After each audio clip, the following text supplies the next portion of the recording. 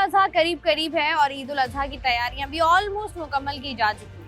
लेकिन साथ ही साथ जब कुर्बानी की बात आती है तो सबसे पहले जो मैं इम्पोर्टेंट बात करती हूँ कि कुर्बानी का असल मकसद उसको ज़िंदा रखना बड़ा ज़रूरी है, वो मुझे और आपको पता होना चाहिए ताकि हम आने वाली जनरेशन्स को बता सकें। साथ ही साथ दूसरी इम्पॉर्टेंट बात कि जब हम कुर्बानी करें तो हमें भी पता हो कि आखिर इस कुर्बानी का मतलब मकसद क्या है। साथ ही साथ शहर भर में जितना बड़ा हमारा कराची शहर है, जिस तरीके से कुर्बानी के जानवर आते हैं और सबसे पहले जब कुर्बानी के जानवर हम लेकर आते हैं, हम उनको पालते हैं, हम चारा भी डालते हैं, उसके बाद हम उनकी गंदगी को भी साफ़ कर रहे होते हैं। लेकिन हम कोशिश ये करते हैं कि हम अपना घर या अपनी चारदीवारी को साफ़ रखें। हम या तो कचरा उठाकर साथ वाले घर के सामने डाल देते हैं या फिर हम जो वो कचरा है वो हम गली मोहल्लों में ही छोड़ देते हैं, जिसकी वजह से जो है वो ताफुन भी फैलता है और साथ ही साथ गंदगी भी होती है। लेकिन जैसे ही कुर्बानी का दिन आता है और जानवर कुर्बान किए जाते हैं, उसके बाद गली गली में हमें जो है वो जिस तरीके से जो है वो नज़र आता है, फुसला पड़ा हुआ नज़र आता है जानवरों का, गंदगी नज़र आती है, वो पड़ी ही रहती है। उसको कभी किसी ने पूछा ही नहीं कि भाई ये गंदगी यहाँ पर मौजूद है तो क्यों मौजूद है, इसकी सफाई सुथराई आखिर क्यों नहीं की गई है। अगर पूरे शहर की हम बात करें तो सबसे पहले तो ये जिम्मेदारी मेरी और आपकी ही है, क्योंकि सफाई के एतबार से हम देखें तो हम वैसे तो काफ़ी पीछे हैं, लेकिन अगर हम सफाई सुथराई का ख्याल पहले खुद रखेंगे और अगर हम बर वक्त उन इदारों को इन्फॉर्म करेंगे जिन इदारों की जिम्मेदारी है, तो शायद हमें बेहतर तरीके से आगाही भी मिल सकती है और बेहतर तरीके से हम इस मुश्किल से खुद को निकाल भी सकते हैं।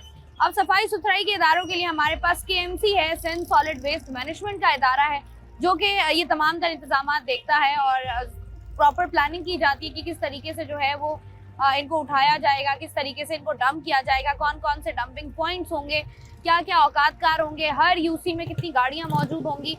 ये तमाम तर चीज़ें हैं जिनको वो देख रहे होते हैं, जो कलेक्टिंग पॉइंट्स बेसिकली होते हैं।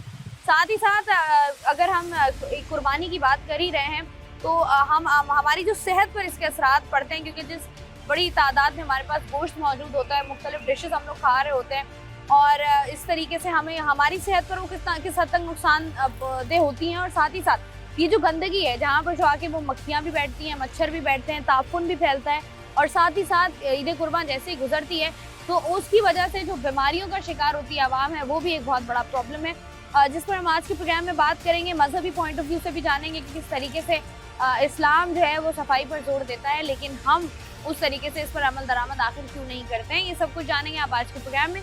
तो आइए प्रोग्राम का बाकायदा आगाज। कैसे आप? ठीक ठाक। ईद का जानवर ले लिया या अभी लेंगे? ईद का जानवर तो हम लोग कहाँ से ले सकते हैं, हम बाइक या तो चला रहे हैं। तो आपको इस दफा हिस्सा भी नहीं डाल रहे? हिस्सा देखो अभी डालने की सोच रहे हैं, होगा तो इंशाल्लाह जरूर डालेंगे। चलिए जी, अल्लाह पाक कबूल करे। अच्छा मुझे बताइएगा कि जैसे ही कुर्बानी का दिन आता है, जानवर कुर्बान किए जाते हैं, उसके बाद हमें शहर की हर तरफ, हर गली, हर सड़क पर जो है वो ताफुन फैल रहा होता है, हमें वो फुसला पड़ा हुआ नजर आ रहा होता है। तो मुझे ये बताएं कि किस तरीके से आपको लगता है इससे बीमारियां फैलती हैं, हम सफाई का ख्याल क्यों नहीं रखते? हम तो रखते हैं, लेकिन सामने अभी हुकूमत के ऊपर ये इनके ऊपर है कि वो लोग अपनी सफाई का खास ख्याल रखें, कि हमारा जो है हम तो अपनी जहाँ कचरेदानी होती है वहीं डाल देते हैं, ये अलाइशा वगैरह जो होती है। उसके बाद जो है अब ये गवर्नमेंट का है, जो उनके अदारे में कराची मेयर बने हुए जो भी है उनके हाथ में होता है। आपको लगता है कि जैसे हमारे कराची की हम बात कर लें, जो इदारे हैं, मुतल्लिका इदारे हैं जिनकी जिम्मेदारी है, वो प्रॉपर्ली कलेक्ट नहीं कर पाते हैं, या हमारी आवाम जो है वो प्रॉपर्ली उन अलाइशों को जो है वो कलेक्टिंग पॉइंट्स या कचरा कुंडी तक नहीं पहुंचाती है? दोनों तरफ से ही होता है, हम तो अपनी तरीके से पहुंचा देते हैं, कुछ आवाम भी है, कुछ वही है, कुछ लोहार खोटा, कुछ सुनार खोटा, दोनों में से हिसाब किताब यही है। हम अपनी तरफ से करते हैं, वो अपनी तरफ से करते हैं, लेकिन अब बदबू है वगैरह जो भी अलाइच वगैरह होती हैं वो फैलती हैं। हमारी तरफ से ये होता है कि हम बेहतरीन करें। बिल्कुल ऐसा, ये फैलती भी हैं, बीमारियां भी लगती हैं। वैसे जानवर ले लिया है, कुर्बानी की तैयारी हो गई है या हिस्सा वगैरह डाल रहे हैं, कुर्बानी नहीं कर रहे हैं, क्या चक्कर है? अभी कुर्बानी का कोई हालात नहीं है सही हमारे। महंगाई ज्यादा है, महंगाई बहुत ज्यादा है, महंगे जानवर आ रहे हैं, महंगे जानवर आ रहे हैं। अच्छा ये बताइएगा कि कुर्बानी के बाद हम देखते हैं, जब कुर्बानी होती है जानवर की, अलाइशें जगह जगह पड़ी हुई होती हैं, ताफुन फैल रहा होता है, बदबू फैल रही होती है, गंदगी होती है, लेकिन आपको लगता है कि उस तरीके से सीरियसली लिया जाता है सफाई को जिस तरीके से लिया जाना चाहिए? नहीं, ऐसे नहीं लिया जाता है। वजह क्या है इसकी? हम क्यों, एक तरफ हम कहते हैं कि सफाई निस्फ ईमान है, हमारे मजहब का हिस्सा है, और दूसरी तरफ जो है वो गंदगी के ढेर लगे हुए, क्यों? बस ये हमारी गवर्नमेंट की कोई सुस्ती है, गवर्नमेंट की सुस्ती है। आवाम सही ठिकाने पे लगाती है लाइशों को, आवाम भी सही जगह पे नहीं फेंकती। आवाम की भी गलती है। आवाम की भी गलती है। तो कोई ये हुक्म इतने नहीं- शौक से सर जी जानवर लेकर आते हैं, तो जब कुर्बानी होती है तो उसके बाद काम मुकम्मल क्यों नहीं करते हैं कि अच्छा जान कुर्बानी हो गई, गोश्त अलग कर लिया, अब आलाइशों को कचरा कुंडी या जो कलेक्टिंग पॉइंट्स बने होते हैं वहां तक जो है वो छोड़कर आया जाए, क्यों नहीं करते? ये सुस्ती है, कायली है हमारी। कायली हमारी है। जी जी।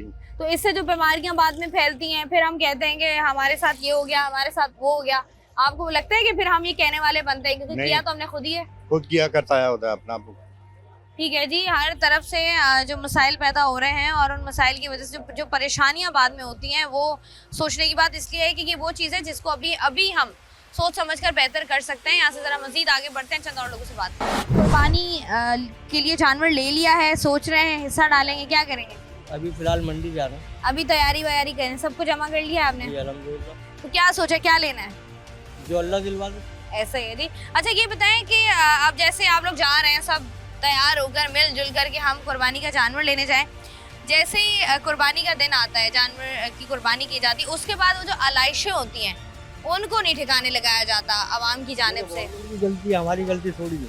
नहीं तो अगर हमें नजर आ रही हैं वो आलाइशें, देखें हर जगह पर जो कलेक्टिंग पॉइंट्स या कचरा कुंडियां हैं वहां तक तो आप लाना आवाम का काम है ना, तो वहां तक भी नहीं आती। वहाँ इसकी वजह क्या है? है तो फिर बेकार लोग की खराबी है, हमारी तो खराबी नहीं है। नहीं तो आप लेकर जाते हैं? अल्हम्दुलिल्लाह। तो ये आवाम की जो खराबी है, ये फिर आवाम अपनी जिम्मेदारी और अपनी गलती जो है वो मुतल्लिका इदारों पर डाल रही होती है। एक तरफ सफाई को हम कहते हैं कि वो हमारे तो जहाँ मजहब का जमा होते हैं वहाँ से जो है तकरीबन 15 से 20 दिन में उठते हैं। 15 से 20 दिन आपको लगता है? मुतल्लिका इदारे आप कह रहे हैं सुस्त रवि से काम करते हैं। बिल्कुल। उसके बाद ये जो गंदगी फैल रही होती है, बीमारियां फैल रही होती हैं, आपको लगता है कि फिर आवाम ये कह सकती है कि ये जो है हम बीमार हो गए, हमारे साथ ये हो गया? क्योंकि किया तो हमने खुद बिल्कुल ही कह है, सकती है।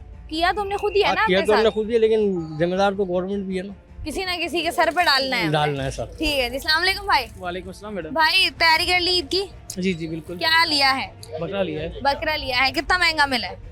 1 लाख का मिला है। 1 लाख का बकरा मिला, माशाल्लाह जी, अल्लाह पाक कुर्बानी कबूल करे। ये बताइएगा कुर्बानी का दिन आता है, कसाई उससे पहले हम ढूंढना शुरू कर देते हैं तमाम तर, भाई मुझे ये इस साइज़ की बोटी चाहिए, ये वाला अलग हिस्सा चाहिए, ये वाला अलग हिस्सा चाहिए, लेकिन वो जो आलाइशों को ठिकाने लगाने की जिम्मेदारी वो हमें लगता है कि आवाम जो है ना वो सही तरीके से पूरी नहीं करती।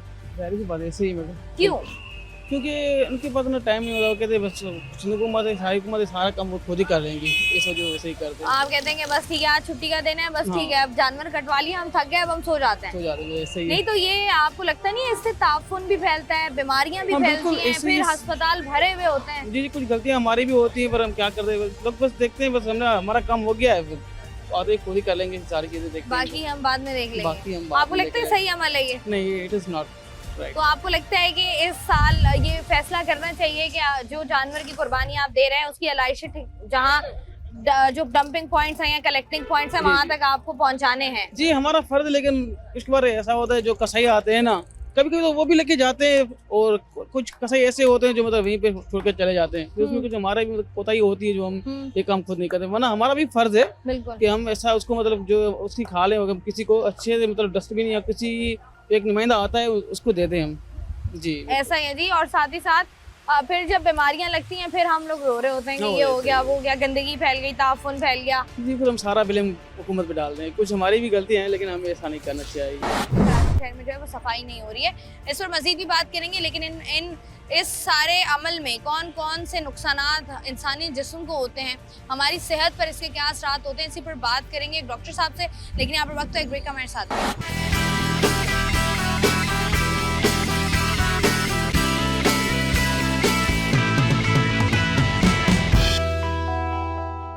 वेलकम बैक जी। हम जिस मसले के बारे में बात कर रहे हैं उसके लिए बड़ा ज़रूरी है कि बहुत सारी चीज़ों को जिनके बारे में हम नहीं जानते हमें पता हो, उसी पर बात करने के लिए इस वक्त मेरे साथ मौजूद हैं डॉक्टर आरिफ रज़ाक मेमन साहब, जो कि कंसल्टेंट फिजिशियन भी हैं, कार्डियोलॉजिस्ट भी हैं और साथ ही साथ डायबिटोलॉजिस्ट भी हैं। तो इनसे करते हैं बात। अस्सलाम वालेकुम। वालेकुम सलाम। अच्छा डॉक्टर साहब, सबसे पहले तो मुझे बताइएगा, क्योंकि मैं अमूमी तौर पर सबसे बात कर रही थी, तो आम आवाम का तो यही कहना है कि बहुत सारी ऐसी चीज़ें होती हैं जिनको हम सीरियसली नहीं लेते, क्योंकि हम कुर्बानी का जानवर जो हमारा जोशो खरोश होता है वो सो जैसी कुर्बानी हुई उसका मुकम्मल तौर पर ठंडा हो जाता है। आप जो ताफुन फैल रहा है, जो उससे बीमारियां, आलाइशें हम ठिकाने पर नहीं वक्त पर लगती, जिसकी वजह से बीमारियां फैलती हैं, उन बीमारियों के बारे में बताइए। जी, जी, ये बहुत ही अच्छा और इम्पोर्टेंट टॉपिक है जिसको इग्नोर किया जाता है अक्सर हमारी आम आवाम के पॉइंट ऑफ व्यू से। और वो इसलिए है कि अक्सर ये जो एक दो तरह की ईद की कुर्बानी में होता है, एक तो फूड पॉइजनिंग की वजह से और एक अनहाइजीनिक कंडीशन की वजह से, यानी वो आलाइशें जो कि रास्ते में पड़ी रहती हैं और उसकी वजह से बनने वाली वो बीमारियां जो कि मज़ीद बाइस बनती हैं वायरल फीवर्स के। तो जब भी पेशेंट हमारे पास मुख्तलिफ जो आते हैं ईद के दौरान, वो मुख्तलिफ इस तरह की कंप्लेंट्स होती है कि पट्ठों में दर्द होना, बुखार का बहुत कॉमन होना और जोड़ों में दर्द होना, फिर नज़ला ज़ुकाम बुखार, इन सब के साथ जब होता है तो हम ऐसी सीजन्स में ख़ास तौर पे इस चीज़ को मेन पॉइंट आउट यही कर रहे होते हैं कि मोस्ट प्रॉब्ली ये जो प्रॉपर अनहाइजीनिक कंडीशंस की वजह से और प्रॉपर सफाई सुथराई के ख्याल ना रखने की वजह से जो बाहर होते हैं, तो उसके लिए मेन मोस्ट इम्पॉर्टेंट यही है कि जो आलाइशें हैं वो सिंध गवर्नमेंट तो बेहतर ही तौर पर अच्छा काम कर रही है हर साल की तरह। सिंध वेस्ट मैनेजमेंट है, मगर ये एक जिम्मेदार शहरी होने के बिहाफ पे भी एक सबकी जिम्मेदारी है कि वो वेस्ट को प्रॉपर एक जगह पर खुद ठिकाने लगाएं। बिल्कुल ऐसे। और या उसके तंजीम से खुद राब्ता करके जितने वॉलंटरी वर्कर्स हैं, ताकि वो मच्छरों की वजह से जो फैलने की वजह से जो वायरल फीवर्स फैलते हैं, जिसमें कॉन्गो फीवर है, कोविड के भी दोबारा कराची में दोबारा स्टार्ट हुआ है, और दूसरे तरह के जो मलेरिया डेंगू वगैरह, तो मेन चीज़ जो मच्छर की वजह से, इन गंदगी की वजह से फिर वो पेट खराब होने का भी बायस बनते हैं और मुख्तलिफ बीमारियों को जन्म देते हैं। इसमें यहाँ मोस्ट इम्पॉर्टेंट बात करने की ज़रूरत ये है कि वो पेशेंट ज़्यादा अफेक्टेड होते हैं जिनकी इम्यूनो कॉम्प्रोमाइज, यानी जिनकी क़ुव्वत मुदाफ़ियत ऑलरेडी अफेक्टेड है। तो उसमें डायबिटीज़ वाले या ओल्ड एज पेशेंट्स या जो ऑलरेडी कैंसर रिलेटेड जो पेशेंट्स होते हैं, उनमें फिर हमें ख़ास ख्याल रखना पड़ता है कि उनकी इम्यूनिटी पावर किसी वजह से डिक्रीज़ ना हो। तो मेन इम्पोर्टेंट, सॉरी आपकी बात काट रही हूँ डॉक्टर साहब, जिस तरीके से हम लोग बात कर रहे हैं ना, लोग मैंने देखा है जैसे अब आप बता रहे हैं, लोग इस चीज़ को सीरियसली भी नहीं लेते। लोगों को लगता है अच्छा ये गंदगी है, अच्छा ताफुन फैल रहा है, चलो 4-5 दिन बाद 6 दिन बाद गंदगी साफ हो जाएगी। लेकिन वो आलाइशों और वो जो ताफुन है उससे, आपने जैसे बात की, मच्छर आते हैं जी, मक्खियाँ आती हैं और कई तरह की इंसेक्ट्स जो हैं वो आ रहे होते हैं जिनका हमें पता ही नहीं होता, और उसके बाद जब वो वायरल की शक्ल में हमें मुतासिर करते हैं तो हमें लगता है कि ये कुछ और हो गया। उसका मेन एक ही हल है कि गवर्नमेंट के साथ ताउन किया जाए हर गली में, हर उसमें, क्योंकि स्लॉटर्ड हाउस प्रॉपरली अवेलेबल नहीं है। हम ज़्यादा तो बाहर के ममालिक में तो यही मशवरा दिया जाता है कि आप ये जो ऑनलाइन जो जितने स्लॉटर हाउसेस हैं उनके थ्रू आप कुर्बानी करें, बट जहाँ ये फैसिलिटी नहीं है और हर गली के मोहल्ले के बाहर जहाँ खून प्रॉपरली पड़ा होता है, तो वो स्ट्रीट के या जिसके घर के बाहर वो खुद अपनी जिम्मेदारी का एहसास करते हुए सफाई और क्लीनिंग का करे, ना कि गवर्नमेंट पे टोटल डिपेंडेंट रहें कि उसका इंतज़ाम वो खुद करे। तो इससे फ़ायदा अल्टीमेटली ये होगा कि जो आपके प्राइमरी हेल्थ केयर और जो सेकेंडरी बर्डन जो डिजीज़ ऑफ जो हॉस्पिटल्स में जो बढ़ते हैं, तो वो कम होते जाएंगे। और इसमें सफाई सुथराई, क्योंकि अगर ये पड़ी रही मच्छरों का बढ़ना, और फिर इसकी वजह से वही मच्छर जब खाने पीने की चीज़ों पे बैठते हैं तो अल्टीमेटली पेट की बीमारियां जन्म देती हैं, जिसमें फिर अल्टीमेटली पेशेंट को एडमिट करना पड़ जाता है और फिर मुख्तलिफ तरह की टेस्टों की वजह से। तो अल्टीमेटली हेल्थ पर तो बर्डन आता ही है उस पेशेंट्स पे, और साथ में फाइनेंशियली तौर पर भी ये मरीज़ के लिए। बिल्कुल ऐसा ही है। तो अपना ख्याल रखें और अपने पड़ोसियों को। जैसे हमारे पास कुर्बानी का गोश्त होता है ना, हमें वैसे भी आदत है स्टोर करने की। अच्छा, मैंने एक और बड़ी इंपॉर्टेंट चीज़ देखी थी, मैंने सोचा मैं सवाल करूं कि कहते हैं, मैंने सुना था, मुझे बताइए कि सही है या गलत है, कि आप जैसे कुर्बानी का गोश्त आता है तो आप उसको फ़ौरन अगर बनाते हो तो इट्स हार्मफुल, ऐसा कुछ है? जी, ऐसा है कि मेन उसमें फ़ौरन बनाना, मेन चीज़ ये है कि प्रॉपरली कुक्ड फूड हो। हम ये कहते हैं कि प्रॉपर उस पर जो गोश्त हो। अक्सर कई हमारे घरों में होता है कि ईद के दिन दुनिया लोग बाहर खाना खाने जाते हैं और ये बहुत फ्रीक्वेंट है। तो उसमें ये होता है कि जब इतने ह्यूज क्वांटिटी में अगर ऑर्डर्स होते हैं तो वो अगर खाना अगर प्रॉपरली कुक्ड नहीं हो गई, या घर में भी अगर ज़्यादा उस पर आँच पे अगर नहीं पकाया जाए, तो वो बायस बनता है मुख्तलिफ तरह की बीमारी के, हज़म होने में भी प्रॉब्लम होती है और फिर वो मज़ीद मैदे के लिए नुकसानदेह है। एक तो ये बात है। दूसरी बात मोस्ट इम्पॉर्टेंट ये है कि गर्मी का सीज़न है, बहुत ज़्यादा जो गोश्त इकट्ठा करते हैं और धूप में पड़े रहने की वजह से एक्यूट गैस्ट्रोएंटेराइटिस होने के बहुत ज़्यादा, यानी पेट की बीमारियाँ डेवलप होना और फिर मोशंस का डेवलप होना, यानी फ्रीक्वेंट बार बार वॉशरूम में जाने का जो बायस है वो यही पेट में दर्द होना और ये सारी चीज़ें। तो मेन चीज़ ये है कि प्रॉपर अगर रेफ्रिजरेशन सिस्टम नहीं है, आपका फ्रिज अगर प्रॉपरली काम नहीं कर रहा हो, कूलिंग सिस्टम नहीं है, तो वो गोश्त बहुत जल्दी ख़राब होने का बायस बनता है। ठीक है जी, बहुत बहुत शुक्रिया। डॉक्टर साहब हमारे साथ मौजूद थे। डॉक्टर आरिफ जिस तरीके से हमें बता रहे थे कि कौन कौन सी ऐसी चीज़ें जिनका आपको ख्याल रखना है, क्योंकि नॉर्मली हमने देखा, अभी थोड़ा सा पीछे ही चले जाएं हम, जिस तरीके से डेंगू वायरस के लिए स्प्रेस किए जा रहे थे हर इलाके में और रिक्वेस्ट की जा रही थी क्योंकि मच्छरों की तादाद इस कदर ज़्यादा हो गई थी। और उस वक्त मसला ये था कि जिस तरीके से घरों के बाहर गलियों में आपका पानी पड़ा रहता है और वहाँ पर जो है मच्छरों की, क्योंकि मच्छरों की अफजाइश जो है वो गंदगी में ही होती है, और वो फिर इस कदर मसाइल बन गए थे कि अब वो हमारी ज़िंदगियों का एक हिस्सा बन गए हैं। चाहे कोई भी मौसम हो, चाहे कोई भी वक्त हो, आपके घरों में आपके इर्द गिर्द मच्छर मौजूद होते हैं जो कि आपको बहुत सारे ऐसे वायरसेस दे जाते हैं जो कि आपके लिए नुकसानदेह होते हैं, आपकी सेहत के लिए नुकसानदेह होते हैं। अब जैसे डॉक्टर साहब बात कर रहे थे कि अब जिस कदर गर्मी बढ़ गई है, सबसे इम्पॉर्टेंट काम तो यही है कि जैसे ही अगर कुर्बानी का गोश्त भी आता है या कुर्बानी आप करते भी हैं, उसके बाद आप अलाइश को फ़ौरन ठिकाने लगाना इसलिए भी ज़रूरी है क्योंकि गंदगी जो है ना, वो गर्मी की शिद्दत और फिर गंदगी और फिर वहीं पर गोश्त, खून, बहुत सारी ऐसी चीज़ें जो मिलकर ना सिर्फ माहौल को जो है वो मुतासिर कर रही होती हैं बल्कि आपकी सेहत को भी मुतासिर कर रही होती हैं। और बहुत सारे ऐसे इश्यूज़ जिनका आपको पता नहीं होता, वो इश्यूज़ इसी वजह से होते हैं क्योंकि सफाई सुथराई का प्रॉपर्ली इंतज़ाम जो है वो नहीं किया जाता है। बड़ा ज़रूरी है कि अपनी सेहत का भी ख्याल रखें क्योंकि सेहत, वो कहते हैं ना कि जान है तो जहान है। तो जब सेहत आपकी होगी तभी आप जो है वो इंजॉय भी कर सकते हैं और कुर्बानी का गोश्त भी खा सकते हैं और तमाम तरह डिशेस भी इंजॉय कर सकते हैं। लेकिन सिर्फ ये कोशिश मत करें कि सिर्फ आपके ही घर के इर्द गिर्द सफाई, बल्कि कोशिश करें आपकी गली, आपका इलाका साफ़ सुथरा और एक ज़िम्मेदार शहरी बने। प्रोग्राम का सिलसिला जारी है, वक्त तो एक ब्रेक का, हमारे साथ रहिए।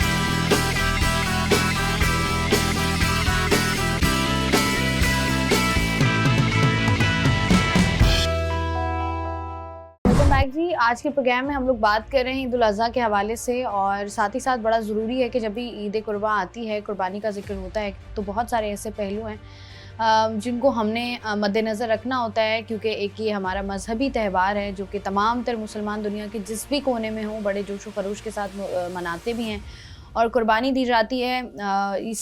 इसके पीछे बुनियादी मकसद क्या है, साथ ही साथ सफाई सुथराई का अगर हम सूरत हाल देखें तो हमारे मज़हब में भी है कि सफाई निस्फ़ ईमान है और हम जो हैं वो फिर भी सफाई सुथराई का उस तरीके से ख्याल नहीं रखते हैं। इस वक्त बात करने के लिए मेरे साथ मौजूद हैं मुफ्ती मोहम्मद रफ़ीक सल्फ़ी साहब। इनसे बात करते हैं। अस्सलाम वालेकुम सर जी। जी वालेकुम अस्सलाम वरहमतुल्लाहि वबरकातुहू। मुफ्ती साहब, सबसे पहले तो ये बताइएगा कि ईद कुर्बान जब आती है इसका असल मकसद क्या है, क्योंकि हमने देखा है कि लोग अब उस तरीके से हम अपने बच्चों को या अपने इर्द गिर्द अगर कोई हमसे छोटे मौजूद हैं तो हम उनको प्रॉपर्ली बता भी नहीं पाते कि ईद कुर्बान क्या था, इसके पीछे कुर्बानी का क्या जज्बा था, क्या मकसद था, उसके बारे में बताइएगा। जी माशाल्लाह, सबसे पहले तो बहुत शुक्रिया आपका, आपकी पूरी टीम का। बहुत अच्छा आपने प्रोग्राम मौजू का इंतखाब किया है और ये वक्त की ज़रूरत भी है। कुर्बानी याद दिलाती है जनाब इब्राहीम अलैहिस्सलाम की सीरत को कि उन्होंने किस तरह अपने आप को पेश किया।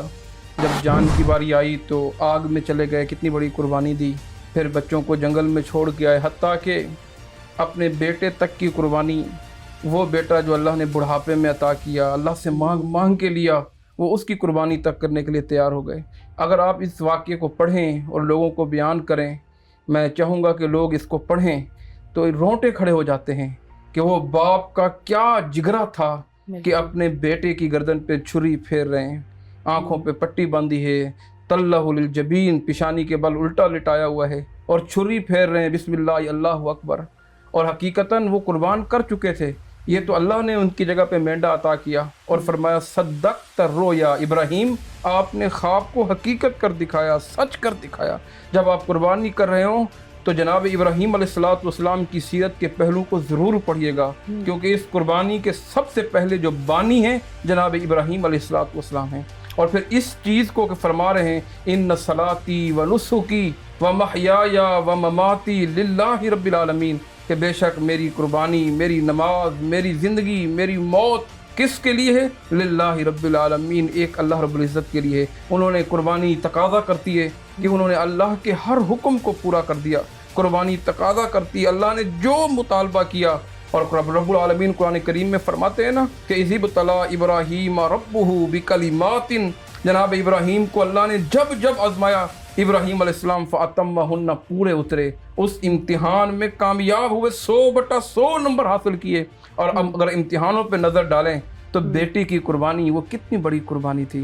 फिर जनाब मोहम्मद रसूलुल्लाह सल्लल्लाहु अलैहि वसल्लम ने कुर्बानी के अहकाम बताए, फ़राइज़ बताए, कुर्बानी के मुतालिक, जानवरों के मुतालिक बताया कि ये शुरूत होनी चाहिए। पूरी ज़िंदगी आपने मदीना में जब से रहे आपने कुर्बानी की, तो लिहाजा इस चीज़ को सामने रखें। कुर्बानी का फ़लसफ़ा ये कि अल्लाह हमसे जो तकादा करे, हमारी ज़िंदगी हमें किसने दी? अल्लाह ने दी है।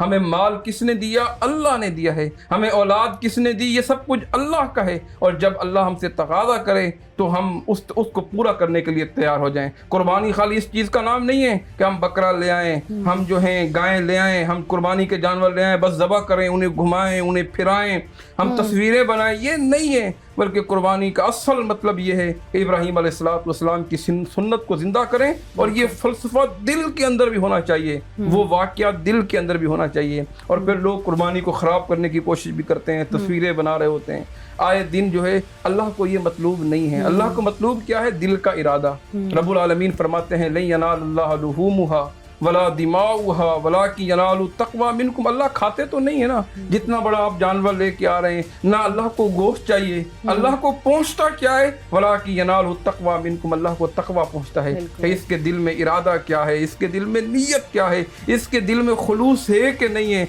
अल्लाह की रज़ा है कि नहीं है, सुन्नत इब्राहीमी को ज़िंदा करना है कि नहीं है, इसका इरादा क्या है। तो लिहाजा ये तक़वा ये भी बुनियादी चीज़ है। तो कुर्बानी के फ़लसफ़े को समझना चाहिए। और कुर्बानी का आजकल माशाल्लाह मौसम चल रहा है, लोग जानवर ख़रीद रहे हैं। आप कभी इस टॉपिक को भी बयान करेंगे, जानवर में ऐप कौन कौन से नहीं होने चाहिए, तो ये भी बड़ा अहम मौजू है। इसी पर हमने बात करनी है। मुफ्ती साहब सॉरी आपकी बात काट रही हूँ कि जिस तरीके से कुर्बानी के मुख्तलिफ पहलू हैं कि आपको पता होना चाहिए कि कुर्बानी का असल मकसद क्या है, इसकी असल रूह क्या है। साथ ही साथ कुर्बानी के लिए जैसे आपने बात की कि हम बकरे, जानवर, बड़े बड़े जानवर ले रहे होते हैं, फिर हम पिक्चर्स वीडियोस भी बना रहे होते हैं इसके हवाले से। और साथ ही साथ हमें ये नहीं पता होता कि कौन सा ऐसा जानवर है जिसकी कुर्बानी हो पाएगी, कोई ऐबदार जानवर तो नहीं है, कौन कौन से ऐब हैं, क्या पहचान है इसकी। इस हवाले से मजहबी रूह से ज़रा बताइएगा। ये एक तफसीली उन्वान है, लेकिन सबसे पहले जो ज़रूरी चीज़ है कि जानवर में 4 ऐब नहीं होने चाहिए जो बड़े ऐब हैं। अगर इनमें से कोई एक ऐब भी मौजूद है, उस जानवर की कुर्बानी नहीं होती। सबसे पहला ऐब, जानवर की आंखों में फाल नहीं होना चाहिए, काना नहीं होना चाहिए, अंधा नहीं होना चाहिए। अल औराउ बय्यिनुन औरुहा, इसी तरह लंगड़ा नहीं होना चाहिए कि लंगड़ापन वाज़ेह हो, बिल्कुल हड्डियों का ढांचा नहीं होना चाहिए। और छोटा जानवर जो 2 दांत से छोटा हो, खीरा जानवर, उसकी कुर्बानी भी नहीं होती। लिहाजा व्यापारियों पर एतबार ना कीजिए। आप देखिए कि उसके दांत हैं कि नहीं, 2 दांत का हुआ है कि नहीं हुआ है। अगर 2 दांत का हुआ है तभी आप जानवर खरीदिए। मंडियों में इतने धोखा है, इतना फ्रॉड है कि लकड़ी के जानवर लगा के, दांत लगा के लकड़ी के वो 2 दांत करके बेच रहे हैं। और बाद औक़ात कसमें खा रहे हैं कि हमारे अपने फॉर्म में पला है, इसकी इतनी उम्र हो गई। नहीं, आपने एतबार नहीं करना जब तक आप 2 दांत ना देखें। मुफ्ती साहब ये भी बताइएगा कि हम अपने मजहबी पॉइंट ऑफ व्यू से देखें तो सफाई को निस्फ ईमान करार दिया गया। एक तरफ ये है, दूसरी तरफ हम सफाई से उतना ही दूर हो गए।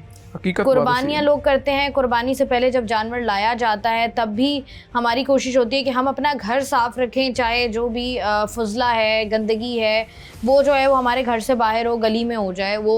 उसके बाद जब कुर्बानी की जाती है, कुर्बानी के बाद भी जो उसका फजला होता है, जो उसका वेस्टेज होता है, उसको हम सड़कों पर या गलियों में वो पड़ा हुआ होता है और वो अरसा पड़ा रहता है। इस हवाले से भी ज़रा बताइएगा कि हमारा मज़हब क्या कहता है। ये एक अलमिया है इस माशरे का कि अपने घर तो साफ़ कर लेते हैं, लोगों को हम तकलीफ़ दे रहे होते हैं, लोगों को हम अज़ियत पहुँचा रहे होते हैं। और अल्लाह के रसूल ने, जैसा आपने जिक्र किया, अत-तहूरु शत्रुल ईमान, अल्लाह के रसूल ने फरमाया सफाई आधा ईमान है। सफाई क्या है? निस्फ ईमान। आप कुर्बानी जैसा अमल कर रहे हैं, अजीम अमल कर रहे हैं, और फिर आप सफाई नहीं कर रहे। आप अपने पड़ोसियों को तकलीफ़ दे रहे हैं, आने जाने वालों को तकलीफ़ दे रहे हैं।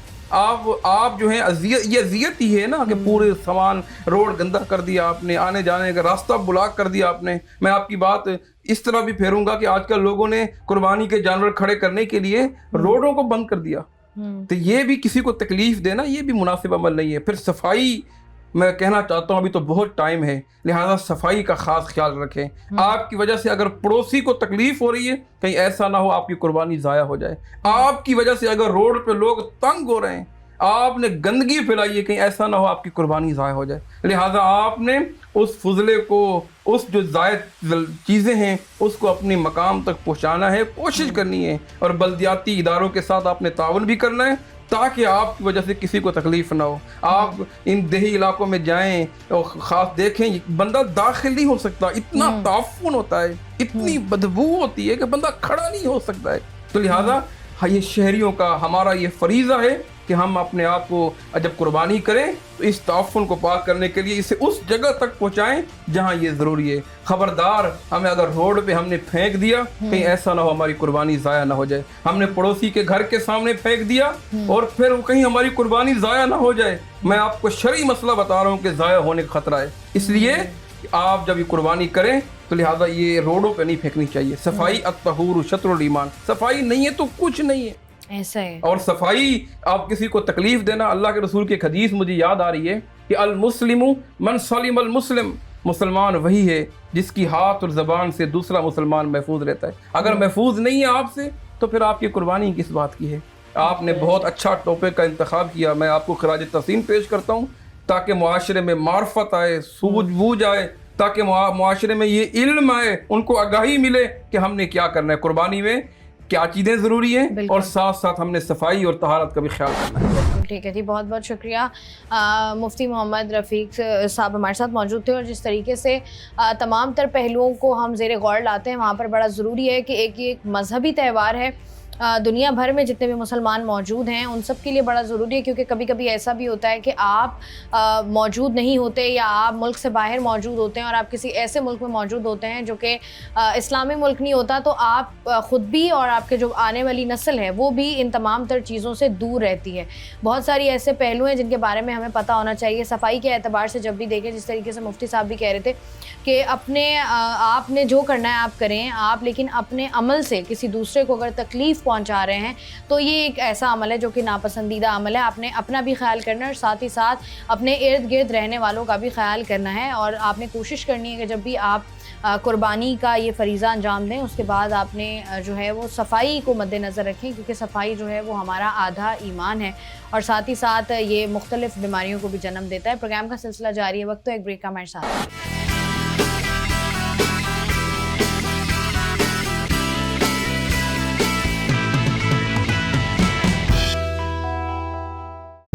आज के प्रोग्राम में हम लोग बात कर रहे हैं ईद उल अज़हा के हवाले से, और ईद उल अज़हा में जो पहलू ज़ेर गौर होते हैं, इस्लामी पॉइंट ऑफ व्यू से भी बात कर लें, या वो तमाम तर चीज़ें जिनके बारे में हमेशा ईद उल अज़हा पर बताया जाता है कि कौन कौन सी चीज़ें जो है वो उनका ख्याल रखना है।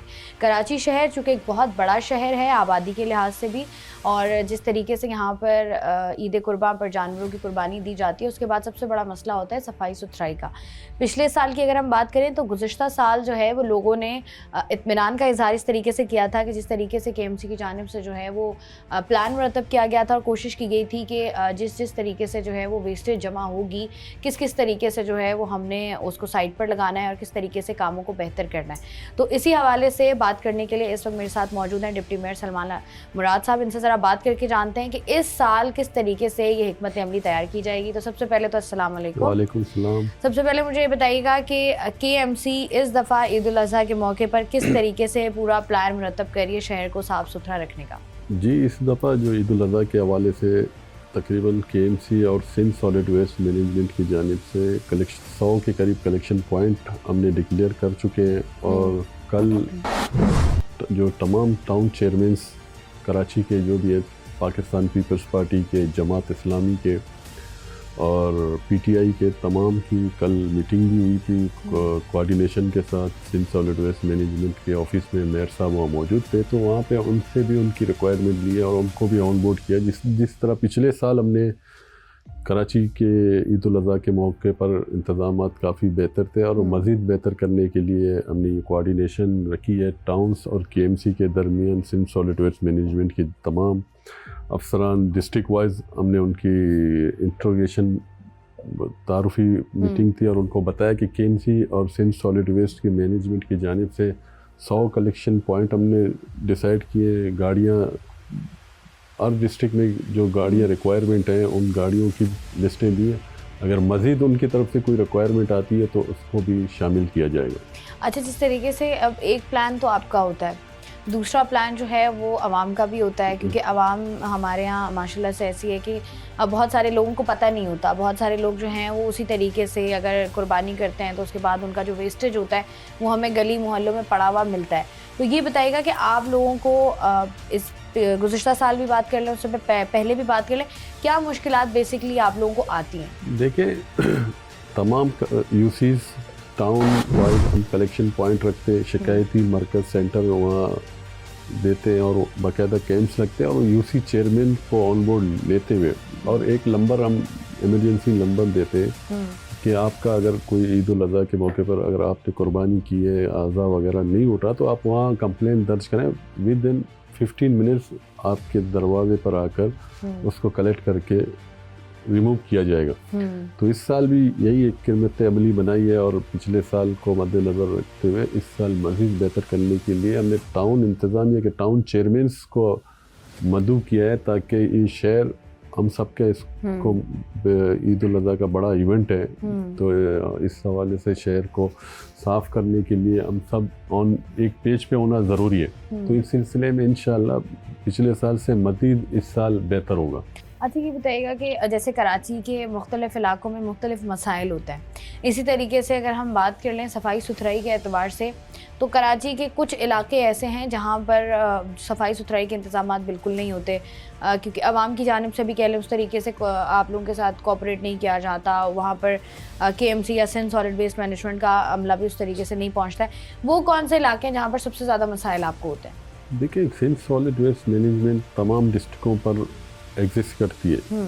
वहाँ पे इसके अलावा टाउन की भी इंतज़ामिया मौजूद रहती है, उनके पास अपना सिस्टम भी है सिंध सॉलिड वेस्ट से हटकर भी, और टाउन की भी कई जिम्मेदारी बनती है कि वो भी अपनी जिम्मेदारियाँ निभाएं। तो इस सिलसिले में हमने ये कोऑर्डिनेशन मीटिंग कराई है ताकि जो सफाई सुथराई के हवाले से जो भी इश्यूज़ हैं ताकि Sindh solid waste management, town की इंतज़ामिया और यूसी चेयरमैन्स जो ग्राउंड पर मौजूद रहते हैं, तो ये तमाम 3 इदारे, एक UC chairman, town chairman, Sindh solid waste management, इन तमाम इदारे को मुश्तरका तौर पर ऑन बोर्ड किया गया ताकि फिल फॉर आवाम को रेस्क्यू कर सके। कोई इश्यूज़ हो सफाई सुथराई के हवाले से, ईद उल अज़हा की गारबेज के हवाले से, ताकि वो ऑन बोर्ड रहें। तमाम डिपार्टमेंट ऑन बोर्ड रहेंगे तो मेरे ख्याल में शहर की बेहतरी के लिए हम सब इकट्ठे होंगे। तो ये जिस तरह हमने इंडिया भारत के जंग में एक कौम बनकर दिखाया, तो ये भी कौमी फरीज़ा है, हम सब पर लाजिम होता है। तो इस पर भी मुझे उम्मीद है कि इस साल मज़ीद बेहतर होगा। अच्छा, ये बताइएगा जिस तरीके से आपने बात की ना कि सारे इदारे और तमाम तर लोग जो जिम्मेदारान होते हैं वो ऑन बोर्ड हों तो चीज़ें थोड़ी सी आसान हो जाती हैं, लेकिन हमारा ये होता है कि जब भी कोई प्रॉब्लम होती है तो एक वो जो गलती होती है वो एक दूसरे पर डालने की कोशिश की जाती है।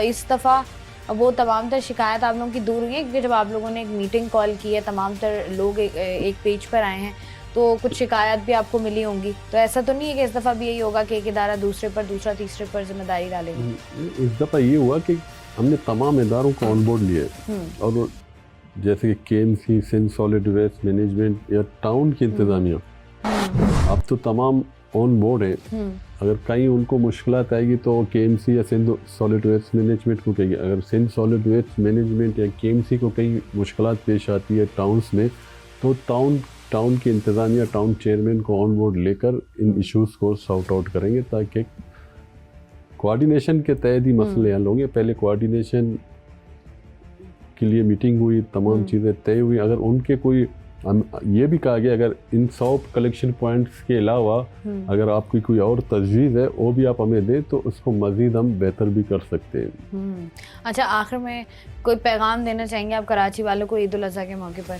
मैं कराची के आवाम को ईद उल अज़हा की मुबारकबाद भी देना चाहता हूँ और इनसे ये अपील भी करना चाहता हूँ कि ईद उल अज़हा कुर्बानी के मौके पर आप, ये शहर हम सब का है, इस शहर को जिस तरह हम अपने घर को साफ़ रखते हैं इसी तरह हमें इस शहर को भी साफ़ रखना चाहिए। अगर कहीं आपको कहीं कंप्लेन, कहीं शिकायत हो तो हमारे इमरजेंसी नंबर पर कॉल कर जहाँ भी आपको गार्बेज या ईद उल अज़हा की कोई काले या कुछ चीज़ें पड़ी हुई नज़र आए तो आप हमारे इमरजेंसी सेंटर पे कॉल कर सकते हैं और विदिन 10 मिनट्स आपके कंप्लाइंस को सॉल्व किया जा सकता है। अच्छा, खालों की आपने बात की, मेरे दिमाग में एक सवाल है, खालों वाला जो मसला होता है हमारे शहर में वो अब सॉर्ट हो गया है या वो वहीं पर हैं? खालें किसको देनी है? देखिए, पहले जो काले दी जाती थी, अब एक शहर आज़ाद है, हर शहरी का डोमेन है, वो किसे अपनी कालें दें, किस जमात को दें, किसी मदरसा को दें, किस फलाई इदारों को दें, वो शहरी जो कुर्बानी करता है वो उसका अपना डोमेन है, वो किसी को भी दे सकता है। अब वो पुरानी सिचुएशन नहीं है, अब कराची चेंज हो चुके हैं। तो आप कह रहे हैं अब आज़ाद है, पहले आज़ाद नहीं था कराची? पहले भी आज़ाद था। पहले क्या मसाइल थे? पहले भी आज़ाद था। कालों के हवाले से आप बात करिए ना, पहले तो काले आपको भी पता है ज़बरदस्ती ली जाती थी। अब शहरी जो कुर्बानी करता है तो उसकी अपनी वो है कि मैं फ़िला इदारे के दूँ, ईदी को दूँ, चीपा को दूँ या किसी मदरसा या दारुल उलूम को दूँ, उनके ऊपर है। पहले तो ज़बरदस्ती आपने कुर्बानी घर पे खड़ी है तो पहले से पर्ची आ जाती थी, खाल हमें देनी। अब वो चैप्टर क्लोज हो चुका है। देते थे खाल पहले? मैं दीनी मदरसा। तो मतलब आपके पास कभी पर्ची नहीं आई? अल्हम्दुलिल्लाह आज तक कोई नहीं आई। कुर्बानी के असल मकसद को ज़ायल ना करके और अपनी सेहत को भी जो है वो मद्देनज़र रखते हुए कि कौन कौन सी ऐसी चीज़ें हैं जिनसे आपने अवॉइड करना है, कौन कौन सी ऐसे काम हैं जो आपने नहीं करने, कितना गोश्त आपने फ्रीज़ करना है और कितना गोश्त आपने बांटना है, क्योंकि ये सिर्फ जो है वो आपने अपने लिए कुर्बानी नहीं करनी होती बल्कि इर्द गिर्द आपके वो लोग जो कि मुस्तहिक हैं, जो कि ज़रूरतमंद हैं, जो सफ़ेद पोश हैं, जो कि आपके आगे हाथ नहीं फैलाते, आपने उनको भी मद्देनज़र रखना है, उनको भी याद रखना है। और साथ ही साथ सबसे इम्पॉर्टेंट बात, कराची वैसे भी अगर हम अपने दीन की बात करें तो सफाई निस्फ़ ईमान है। तमाम तर चीज़ें होती हैं कि आपको पूरा शहर इतना बड़ा शहर है, उसकी सफाई सुथराई की ज़िम्मेदारी अगर मुतल्लिका इदारों की है तो बहैसियत कौम, बहैसियत आवाम हमारी भी ज़िम्मेदारी है। हम इस कराची शहर के शहरी हैं और इनको साफ़ सुथरा रखना, अपने जिस तरीके से हम अपने घरों को साफ़ रखते हैं उसी तरीके से अपनी गली, अपने मोहल्लों को, अपने इलाकों को साफ़ रखना। और ये सबसे इम्पॉर्टेंट बात ये है कि हमें नहीं पता होता कि जो टोल फ्री नंबर्स हैं जो कि सिंध सॉलिड वेस्ट मैनेजमेंट की जानिब से, KMC की जानिब से दिए जाते हैं, कि कहीं पर भी आप खालें पड़ी देख रहे हैं या कहीं पर भी आप वेस्टेज पड़ा हुआ देख रहे हैं तो आपने जो है वो कॉल करके बताना है कि यहाँ पर ये चीज़ मौजूद है और इतने दिन से या इतने घंटों से नहीं उठाई गई है, ताकि उसको साफ़ कर लिया जाए। क्योंकि होता यही कि वो वहाँ पर फुजला पड़ा रहता है, तमाम तर चीज़ें पड़ी रहती हैं, वेस्टेज पड़ा रहता है। उसके बाद जो है वहाँ पर एक तो शहर में मक्खी मच्छर और मक्खी मच्छरों से पैदा होने वाली बीमारियाँ और गंदगी से पैदा होने वाली बीमारियाँ, इनमें भी जो है वो इजाफा हो जाता है। तो तमाम तर चीज़ों को हर एंगल से मद्देनज़र रखते हुए एक ज़िम्मेदार शहरी बनकर ईद उल अज़हा मनाएं और अपने इर्द गिर्द रहने वालों को भी याद रखें। मैं हूँ आपकी मेज़बान शाइस्ता रज़ा। प्रोग्राम से मुझे दें इजाज़त, अपना रखिएगा ख्याल।